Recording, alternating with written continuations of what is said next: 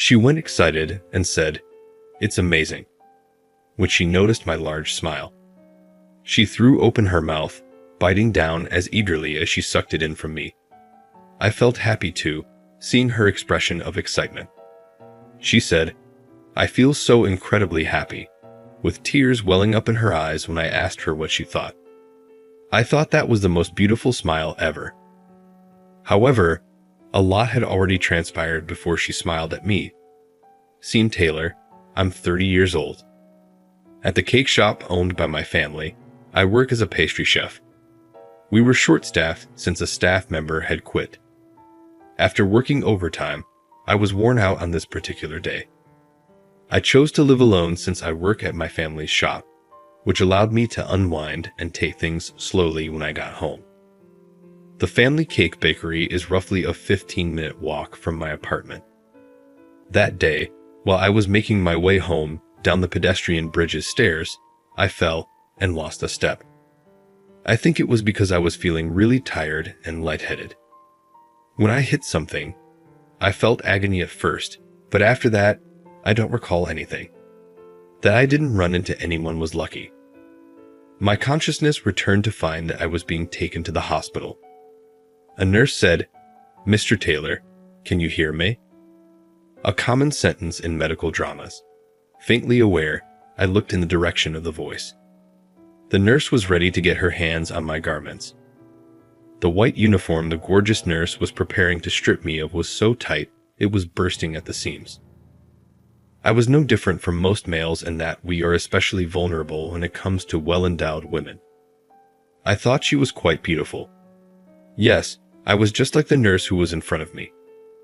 I couldn't remember where I saw her face, but I had the feeling that I had seen it before. Anyway, I felt fortunate to have encountered a lovely nurse, even if I was unaware of the full depth of my own injuries. Then I passed out once more. The next time I woke up, the therapy had already ended and I was completely awake. I had no idea that the stunning nurse I felt fortunate to meet was someone I genuinely knew, even though I was in a haze from being relocated.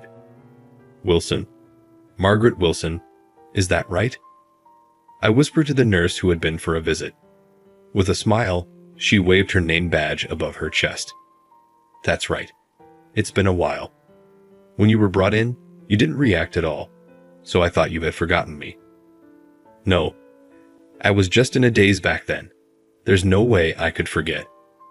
Yes, it was impossible for me to forget. My first love was her. When we were in elementary school, we were classmates. She was intelligent, compassionate, adorable, and as straight a student. Everyone liked her in our class. I, on the other hand, struggled with learning and was not good at athletics. She was the one that everyone teased all the time. She was always there, quietly supporting me. My first love was her. She was taller than me then, and I had this silly notion that one day I would grow up and tell her how I really felt. However, that day was never to come. When we were in 5th grade, she moved to a new school. It was really abrupt, but I believe she said it was related to her father's new work. I was unable to disclose anything, of course, and all I could say was, "I see you later." It seemed unthinkable to run into my first love again in such a circumstance. Furthermore, I was relieved that she too had recollections of me. She took time out of her hospital stay to come to my room. She even brought food while she wasn't at work. Every day I looked forward to our conversations. The best part of my day was that. However, the discharge day arrived soon. I plucked up the guts to ask for her contact details since I didn't want our leaving to be as simple as "see you later" as it was in elementary school. She immediately agreed when I asked, "Can I have your contact?" I was so scared that I felt she could hear my heart racing. "Of course, that's fine. I've lost touch with all our classmates from back then, so I'm happy that you reached out to me." Her soft grin made it quite evident to me that I had fallen in love with her again. Most likely all she thought of me was that I was a classmate she had reconnected with. I intended to somehow win her over and establish myself as a possible love partner from this point on. That was my thought process. We chatted and texted back and forth after I was released. Furthermore, we began going out to dinner together. Her memories of my elementary school years were mostly embarrassing and awkward stories, such as the time I sobbed because I was forbidden from eating mushrooms, the time I was struck in the face by a basketball pass, or the time I tumbled into a ditch with my school bag and got covered in mud. That didn't stop her from laughing and telling me, "You were cute back then," so I thought it was acceptable to be awkward. I told her how I felt at one of our meals together. I invited Margaret out, and she became quiet. I had tried my luck with a confession, but it was disheartening when she finally murmured, "I'm sorry," in a quiet voice. But I tried to keep a happy face because her expression was serious and she appeared to be remorseful. "No, don't worry about it. I just wanted to express my feelings. I don't think I can be a match for someone like you, Margaret." Margaret was agitated and refuted my statement. "No, it's not like that. It's not that I dislike you or anything." She looked to be trying to express something else. "Is there another reason? If you don't want to say it, that's fine, but if you want to let it out, I'm here to listen." Margaret seems to have made up her mind after hearing what I had to say. She sighed a little and started talking. I was married once. I'm divorced. I got married right after college. He was really kind, and I loved him so much, but he cheated on me. One of the nights I had a night shift, and there was a sudden change in my schedule. I came home and found a woman I didn't know there, and it wasn't the first time. It seemed like he had been bringing women over whenever I had a night shift. I could tell she was trembling because of the way her voice was shaking. Our relationship didn't allow for me to grasp her hand, which angered me. I had no idea until then. After that, it became difficult for me to trust in a relationship.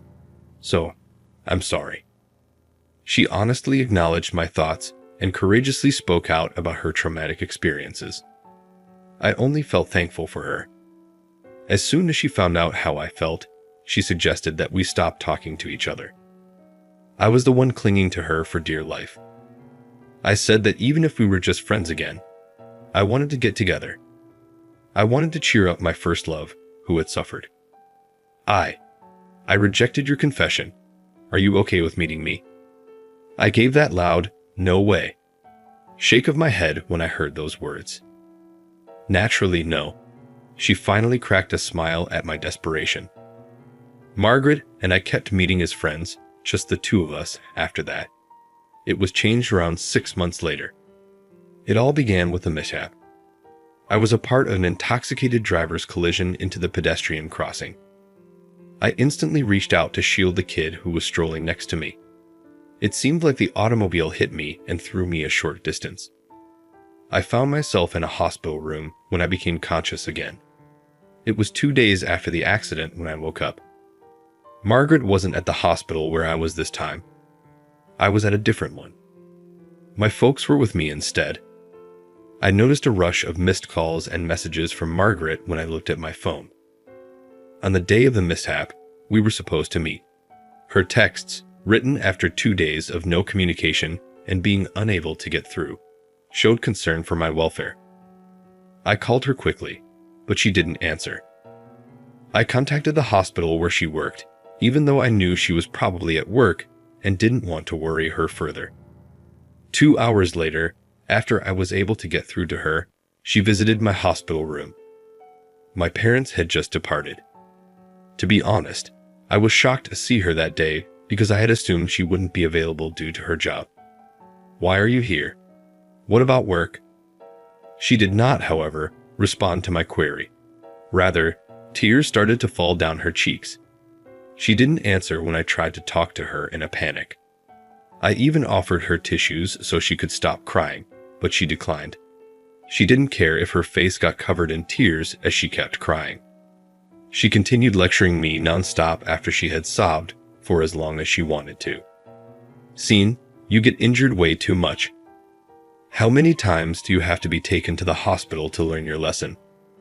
She had reprimanded me for the first time. Well, it seemed more like she was lending a hand to someone this time. Help people without getting injured, you idiot. Even though she was frantic and passionate, occasionally her remarks made little sense. But I realized that she was actually concerned about me.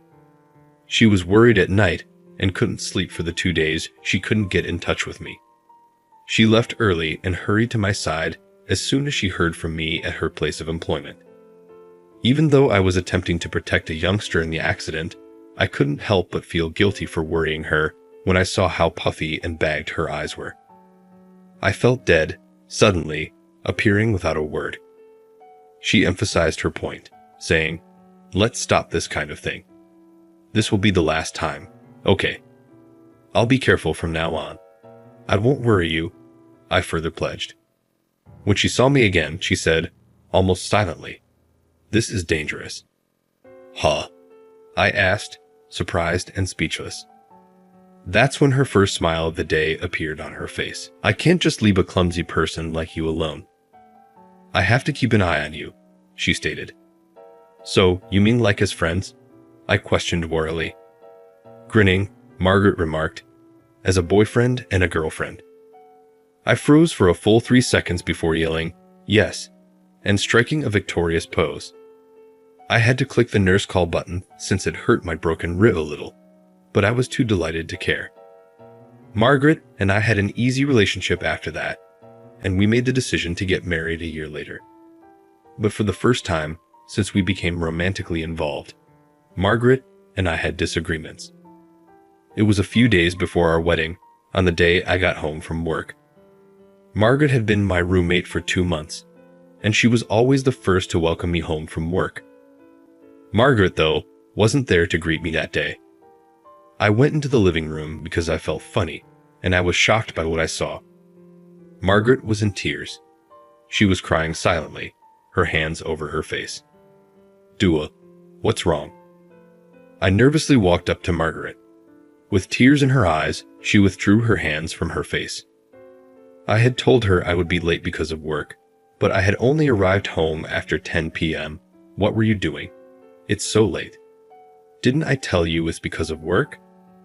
I didn't get Margaret's meaning when she said, "Really? It seems like it's not really work lately. Hasn't it been happening every day? Is the cake shop that busy at this time of year?"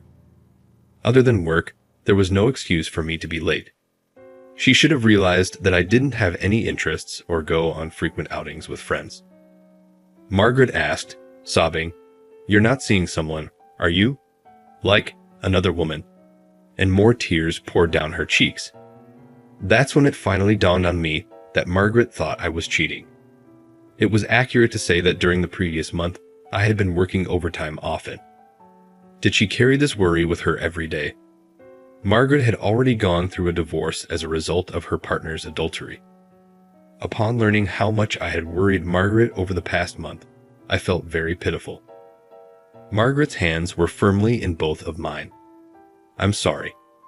I started working late suddenly, and it made you anxious." As for me, I was evasive when Margaret asked about the specifics of my overtime work. Whenever I asked for details about your work, you always deflected the question. I wondered if you couldn't tell me. I believe you wouldn't cheat, but because of my past and the fear of being kept in the dark, I felt anxious. Despite my best efforts to make Margaret happy, I wound up hurting her. There was nothing left to do but tell her the truth at this point. I said to Margaret, "Come with me." I worked at my family's cake shop. The refrigerator was filled with samples and drawings of cakes. Looking at the illustrations, Margaret muttered, "Is this a wedding cake?" Yes, I wanted to make our wedding cake myself. I've been thinking about what kind of cake would be good. I wanted to surprise you and make you happy. That's why I couldn't talk much about my overtime work.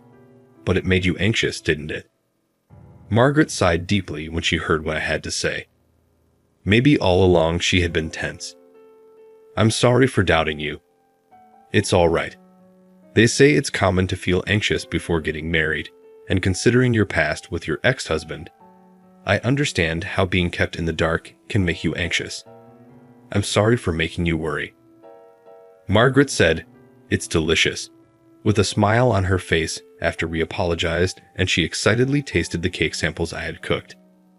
Looking back, we realized that we hadn't spent much time together because we had been so busy getting ready for the wedding and making trial wedding cakes for the surprise. I felt as though I hadn't seen Margaret grin like this in a long time. Margaret seemed unconcerned as she said, "I'm looking forward to the wedding cake." Though it's a shame it wasn't going to be a surprise, Margaret needs to feel at ease.